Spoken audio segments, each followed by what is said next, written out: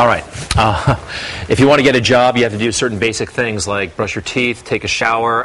That's advice, actually, that they're disseminating up at Columbia Business School. Did you hear about this? Yeah, this just happened. The school's Investment Bankers Club sent out an email to students after job recruiters complained about these kids and their poor hygiene habits. Boy. Also in the memo, they also advised students to stop wearing tacky clothing and to use deodorant.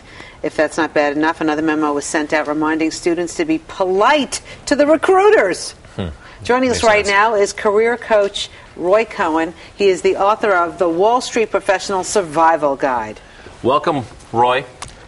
Good morning. How long have you been in this business? For a long time, yes, many, many years. People really make some silly mistakes, don't they? Absolutely, and I'm also a Columbia Business School graduate, and I promise you that I showered this morning. Okay, you good. look clean and fresh. Mimo, you did some career advice for Goldman Sachs? Absolutely. For many years, I was the firm's point person for folks who were transitioning out of Goldman. All right, so it's really tough now to get a job, and it's very tough to get a job on Wall Street. So I know in your book you have some advice. Yep. So we picked 5 tips that we thought we could kind of go through and see if, we'll pretend Greg is looking for a job on Wall Street. We're going to graphically illustrate your points. Great. Is that okay? Absolutely. All right, Here I Mr. come. Kelly, Come to come the back interview, into all the room.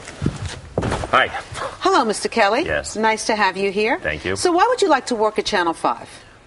It's between Channel 4 and Channel 6. And I don't know anything about Channel 5. I'm sorry.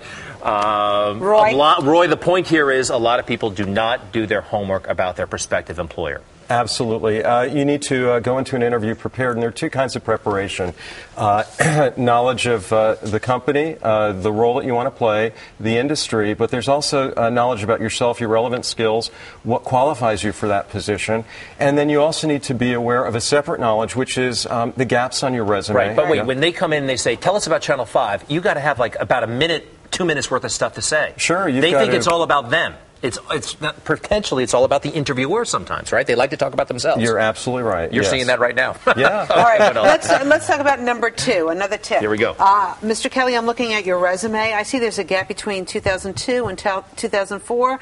What were you doing then? There's a gap in my resume between 2002 and 2004? Yeah, 2 years. Are you sure about that? Positive. All right. I did not mean to. I was in jail. No, the problem is here. What we're going at, Roy, is people don't know necessarily what's on their resume. They create it with the help of a friend, and then they forget about it, right? They don't scrutinize it themselves. Well, they may, but you need to be able to talk about the gaps on the resume and be prepared for pushback, and that's going to happen. Whenever there's a gap or a disconnect on the resume, I can assure you that the person interviewing you is going to pick up on it. You better be able to explain it. All right, how about this? Mr. Kelly, tell us about your last job and your last boss. God, what a jerk. I hated that guy. He was this guy, he ran some stupid station in Buffalo, and nobody knew what they were doing up there. I was the only guy who knew anything. Step in, Roy. There's a big difference between criticism and objective feedback and analysis. The fact is that if you criticize your old boss and it's not common knowledge that your boss is a bad boss, then you know what? How do I know that you're not going to do it to me if I hire you?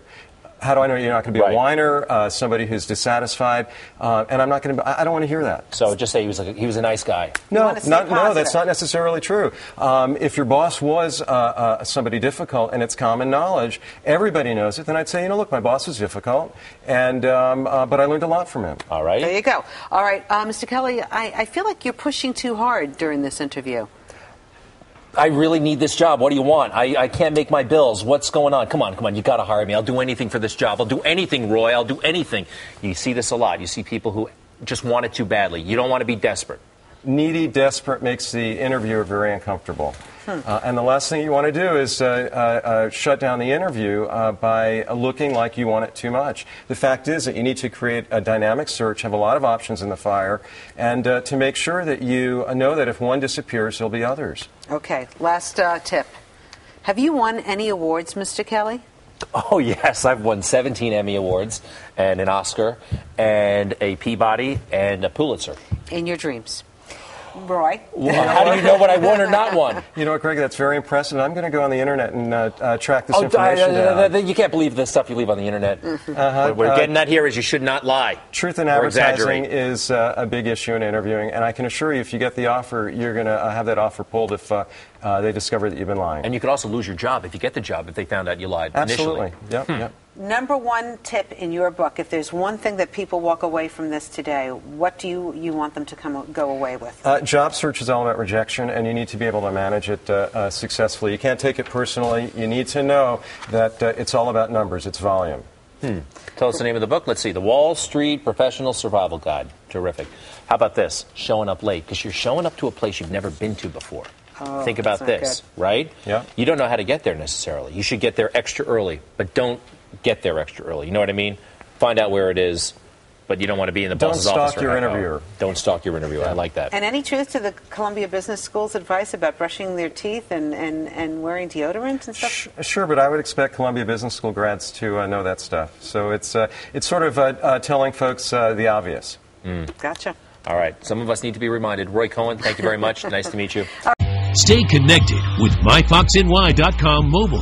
Download the iPhone app or text Fox 5 to 46988 for other devices. Local news, weather, and traffic on the go with myfoxny.com mobile.